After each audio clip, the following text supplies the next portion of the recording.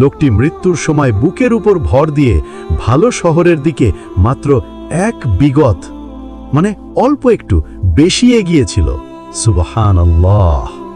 মাত্র ওই একটু প্রচেষ্টার কারণে আল্লাহ তার 100 খুনের গুনাহ মাফ করে দিয়ে তাকে জান্নাতবাসী করে দিলেন।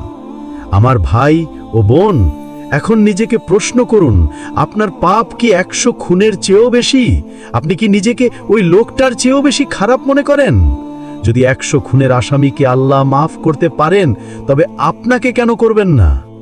আল্লাহ পবিত্র কোরআনের সূরা জুমারের 53 নম্বর আয়াতে যা বলেছেন তা শুনলে আপনার কলিজা ঠান্ডা হয়ে যাবে। আল্লাহ তার সেই সব বান্দাদের ডাকছেন যারা পাপ করতে করতে নিজেদের উপর জুলুম করে ফেলেছে। তিনি বলছেন, হে আমার বান্দারা, যারা নিজেদের উপর অবিচার করেছো, অর্থাৎ পাপ করেছো, তোমরা আল্লাহর রহমত থেকে নিরাশ হয়ে